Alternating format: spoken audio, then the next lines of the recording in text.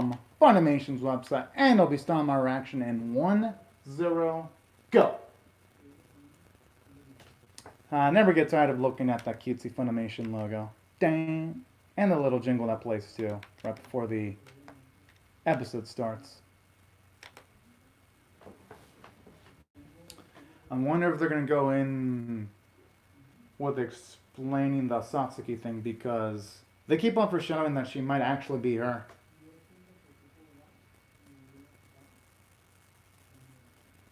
Although, hey, maybe it could be just a relative of Satsuki too, you never know.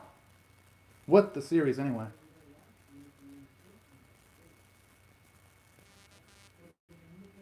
Huh. Okay. Now that brings up a lot of mystery, especially the elements with the long hair too. Maybe she'll see her actual... Oh, okay. That's weird how when the glasses are off. Okay, that's kind of creepy there. But you know what? I like that.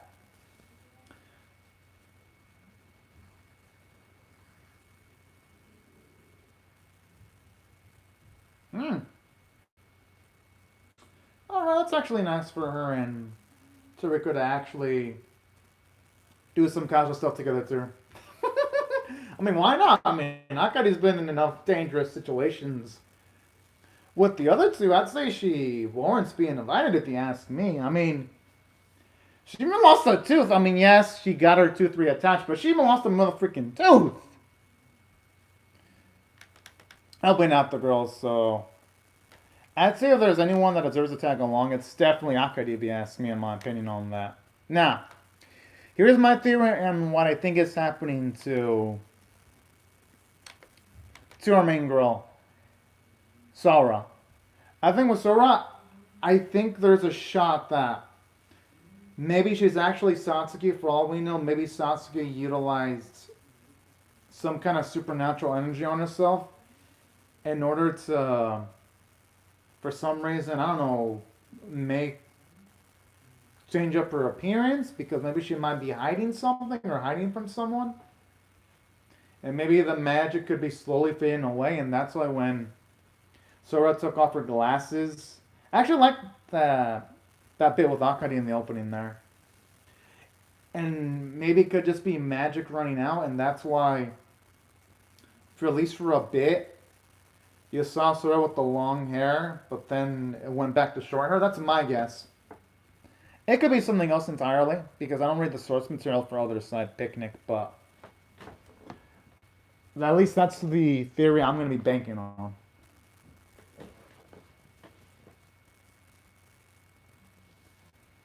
I just hope they don't end up on the other side of with the whole barbecue, because knowing their luck,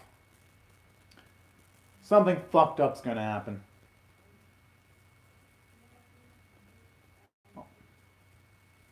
I'm actually sorry that you should, especially if you have a large group, you should always go for reservations. I know this from experience.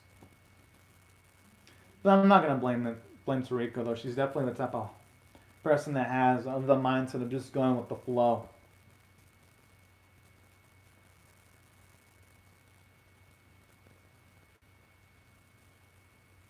That's a good question.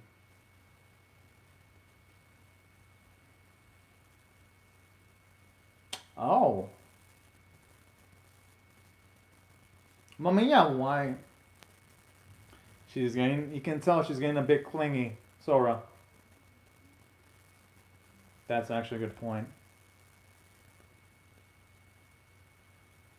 I mean, that's reasonable. Yeah, I mean, Sora has no right to complain then in that case.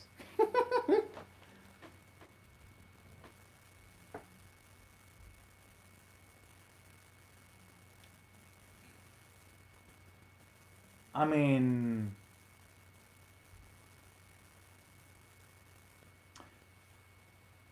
Oh. Yeah, they should at least do it with Akari in that there, because... And I wouldn't blame her for wanting to rescue the American soldiers. I mean, they seem like cool dudes. I mean, it'd be pretty fucked up if... And that's provided they're even still alive, too. I mean, the other side's so unpredictable. Who knows if they're going to be able to make it?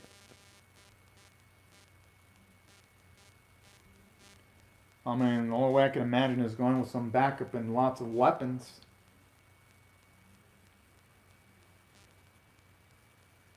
I'm assuming that's going to be Akari. Yeah, had a feeling. Huh?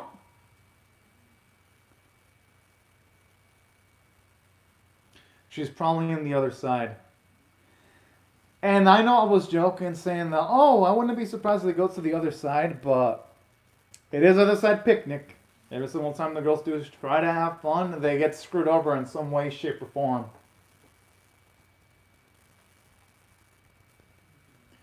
Or at this point, I don't even think they should say that it's someone, but something would probably be more accurate. Oh shit! Already giving me some red flags already.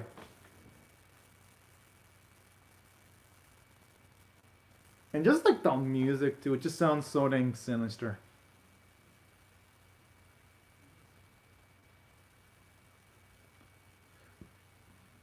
I think pretty soon though, she's probably going to be noticing that the people are going to be weird too.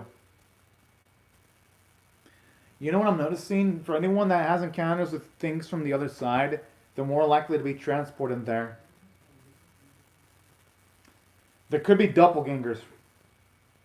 Or even Succubi for all we know. Oh shit! And I like how it's playing on the fear of not even knowing too. It's giving it an extra spicy way. Spice.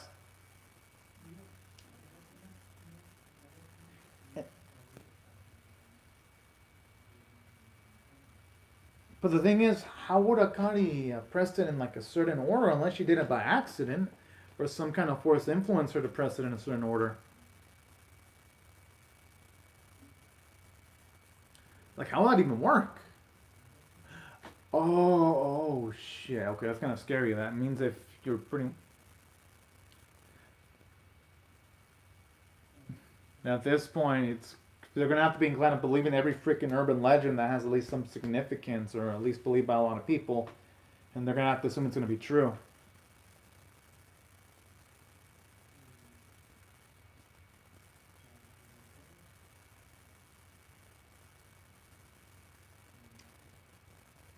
My guess is, as if someone starts to get influenced by the other side, they probably find easier ways of getting inside. Kind of like it pulls you back in there. That's my guess. Kind of like what happens to Soda and both Toriko. At least in the middle episodes of the series.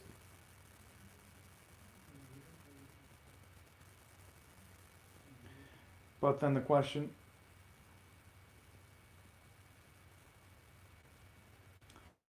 Knowing how things... I mean...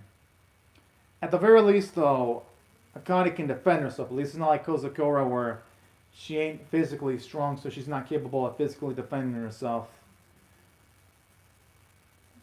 No! Fuck! I was not expecting her to show up. Oh, shit.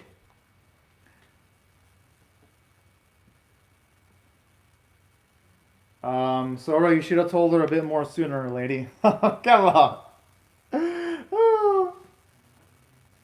It's too late now. But hey, maybe Kozakura will get rid of her fear of the other side. She looks like she's about to have a panic attack. No, she is having a panic attack right now.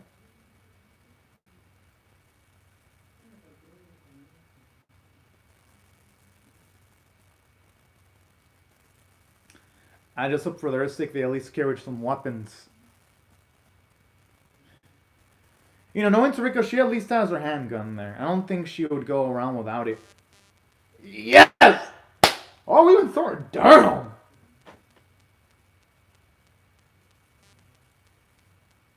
Talk about being absolutely ready for every single scenario out there.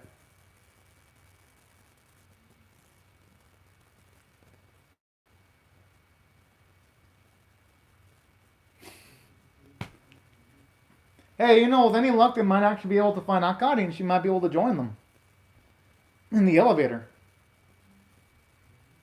Wait, is Akari? Oh no, no, can't. Can it? Oh,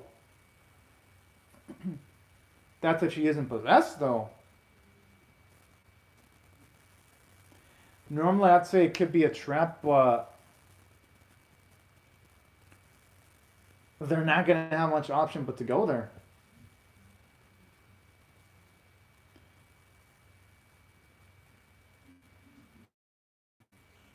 Well, yeah, I mean, it's kind of their responsibility because they did invite her. I mean, because it could best be with those two than by herself because who knows what type of monstrosities are going to open up in the elevator. And besides, she doesn't carry a gun around with her 24/7 either. Kind of has like a nice science fiction vibe. At least the way it looks super metallic.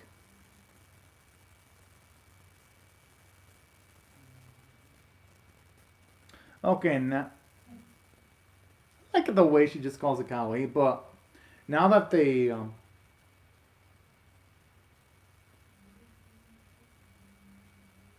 I mean, as Kozukuro not realized how many times Toriko and Soro's life has been on the brink of death. They're probably used to it at this point. I mean, they get up on this shit. They probably eat, sleep, danger for breakfast, lunch, and dinner.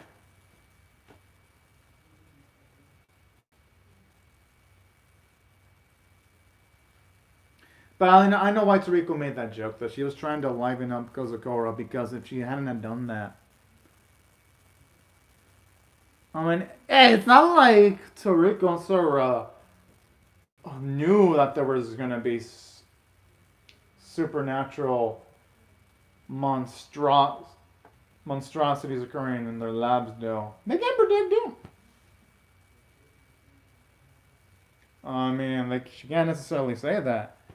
I mean, they still care about Akari a lot.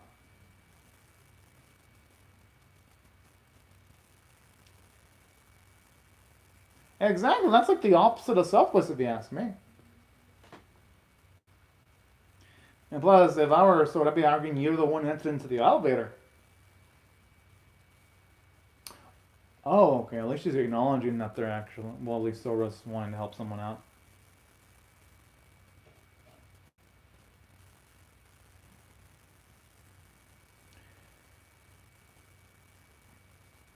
It looks like Akari's about to be offered up as some kind of sacrifice the way she's positioned.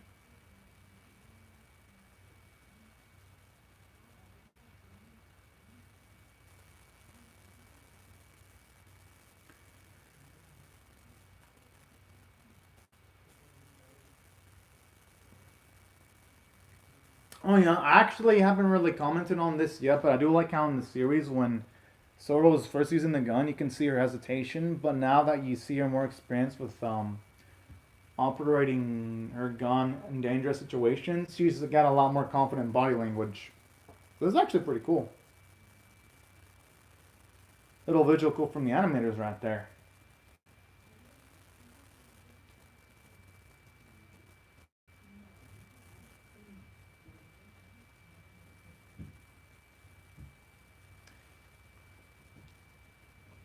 I mean, hey, it could be worse. At least there doesn't seem to be a creature coming from that mirror. For now.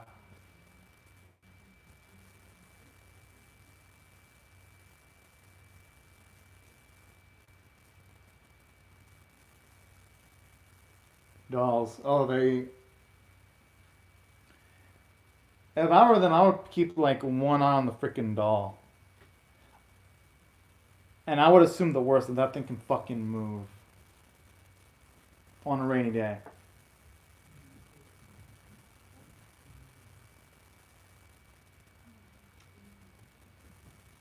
Oh, it definitely reminds me of the old school televisions in like the 90s and 2000s. I remember using those kinds. Man, I feel old sometimes. Even though I'm not even that old.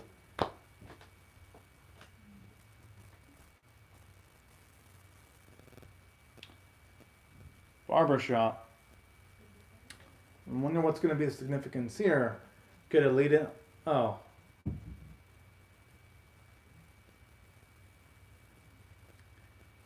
I have a feeling that's probably not going to be Akari, though. It's probably going to be a creature. It's going to probably be a trap or something. Oh, never mind. I guess I was wrong.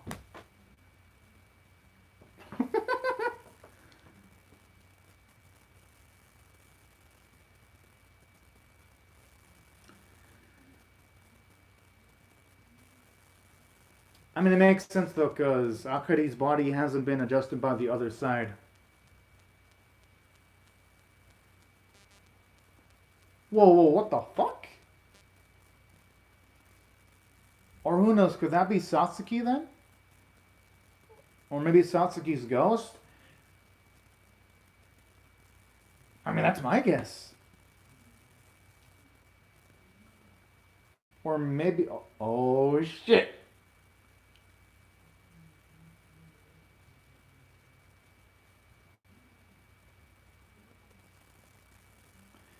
That's if the guns are going to have any effect, though.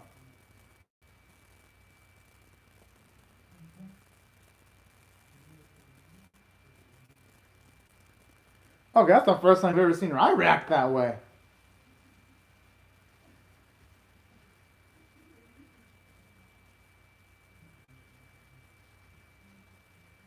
I'm assuming that means it better run the fuck away. Yeah. Like, if her eyes reacting that way, and you saw all the energy come from that creature, it kind of makes me wonder the significance behind that thing, then.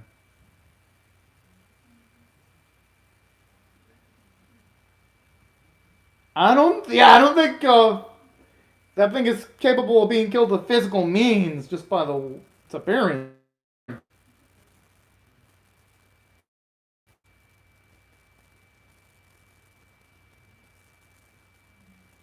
Yo, animation here looks actually really great. I actually love the animation of all four of them running simultaneously.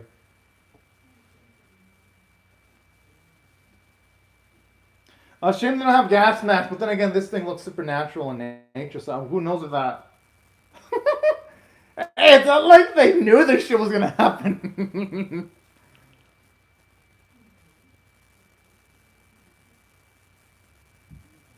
Oh. Actually, like Kozakura's selflessness right there. Should be willing to be left behind if the others get into safety. That's actually really sweet. It says a lot about her character.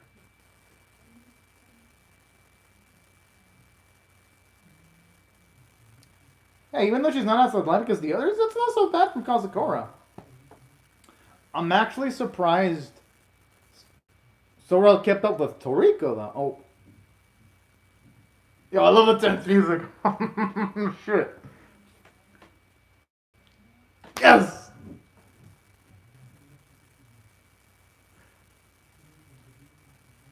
I'm surprised I didn't get Toriko there.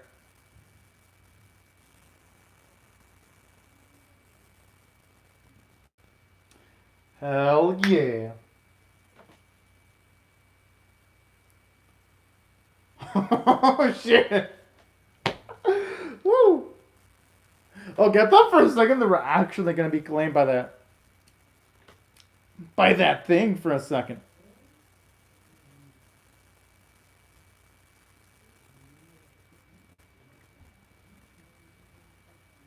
Yeah, they definitely deserve hours of rest for going through all that shit.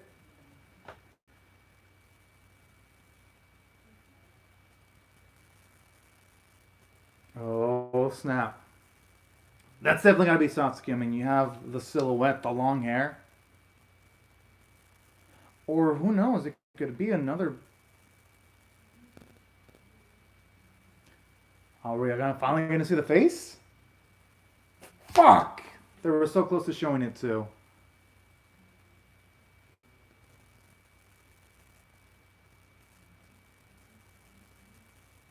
Ah, damn. Maybe they're saving the facial reveal for maybe the last arc of the series, well, at least the season. Because it'd be disappointing if we go through Otherside Picnic, at least the full core, without seeing what Satsuki at least looks like, you know?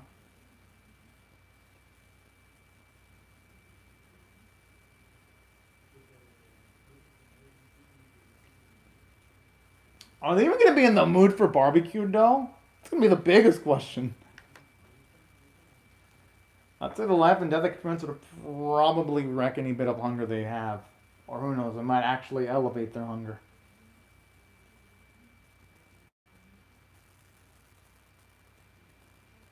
They're probably going to be traumatized going for barbecue after this.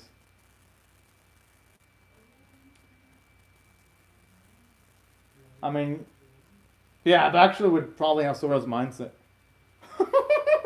Yeah, when I'm like, it's like the second time she tries to go with them and they get fucked over.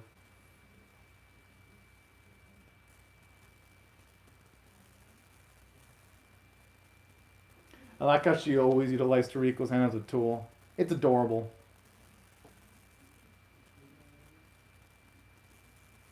And I don't think they'll ever figure out what happened.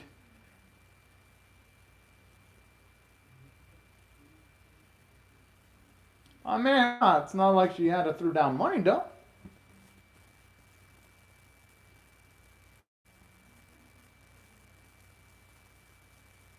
Hey, actually, Sora's got a point there.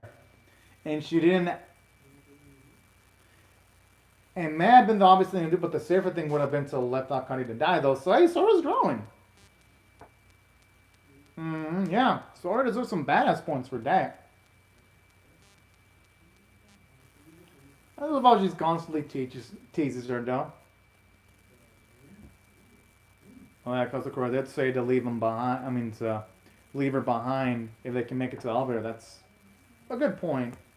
And because of course still puts up with the girls after all the dangerous shit she goes through with them.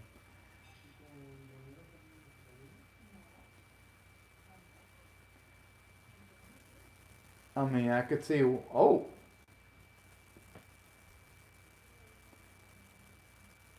Okay, I mean, I guess going by this, looks like the season's gonna end off with the station stuff. Sweet. Although it's sweet and not sweet though, because I don't mind that, but I kind of do want to see the whole Sasuke stuff advance though. So it's kind of like I'm conflicted there. But if the series gets to season 2, it's all fine and dandy. That's provided it can snag one though. But you never know with anime lately. Sometimes animes get a season 2, sometimes they don't. It's usually a coin flip. Usually, whether they get a season 2 or not. But overall, I like this episode, even though, yes, I guess you could argue that it didn't invent the plot much, if you really break it down. I still got enough laughs with this episode where if I had to rate it on a scale of 1 to 10, with 1 being abysmal, 5 being average, 10 being exceptional, I'll give it a 7 out of 10. Because it keeps on foreshadowing that Sora has some kind of connection with Satsuki. And that makes the series much more intriguing and gives it a nice mystery element to it. And additionally, can't be any coincidence that she still keeps on seeing Satsuki in those random moments. So that's something I dig. And on top of that, I do like how they mentioned the soldiers from one of the previous arcs in the series too.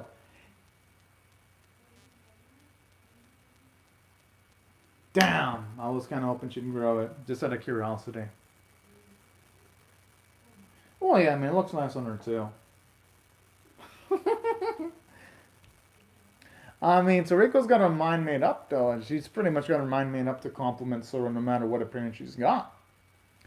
I'd say, in a way, if you look at it from that angle, she's got her mind made up.